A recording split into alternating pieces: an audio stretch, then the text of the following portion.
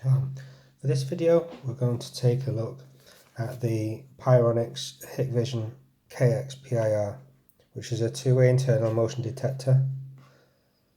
The basic dimensions there of the actual case of the detector, and on the back you can see that this model is actually the KX10DP-WE, which is a 10 meter pet-immune PIR detector with some features highlighted there on the box. So if we open it up, we've got one detector and a basic instruction manual there, and it gives you basic instructions there on how to fit it, where to fit it, additional optional brackets that you can get for it, LED indicators, and how to program it into the Pyronix Enforcer style panel. Okay, now we'll start by taking this out of the bag. You can see there, this unit that you can see inside here is the bit for the pet immune part. The unit is actually sealed there with a screw in the bottom there to just pop the lid off. So when you're lifting the lid up, push it slightly down and it will come off this hook there.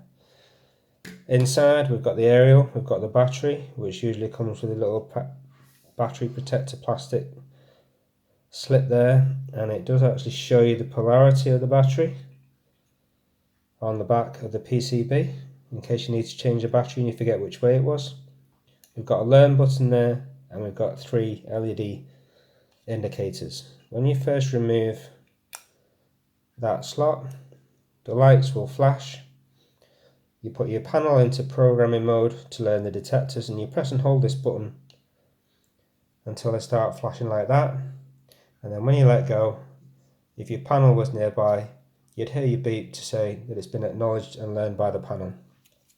If you need to replace the battery for any reason, you just pull the battery out. That's the model. There are certain different variations of this battery, so make sure you get the CR123A, and then you just push the new one back in, bearing in mind the polarity. Again, if you've forgotten which way around it goes, it is marked on the back of the PCB to say which way the batteries go back in, and then you should be back to normal from that if you reset your alarm panel.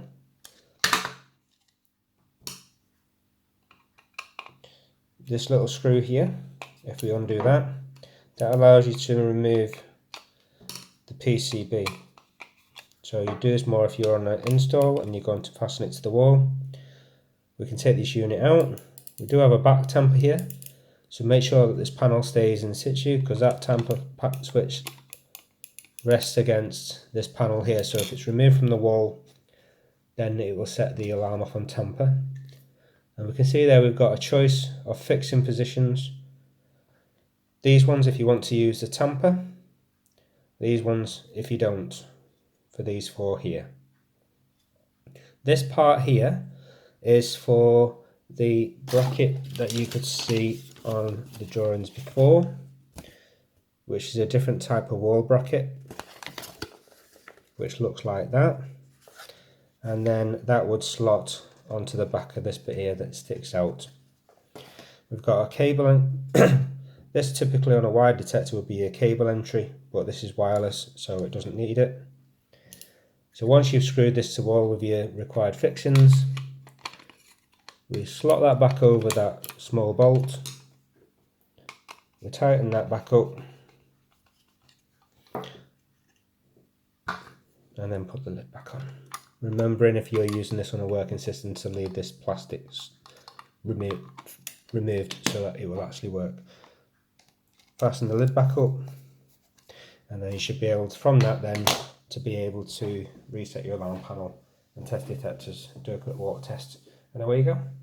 Hope that was video use to you. Thanks.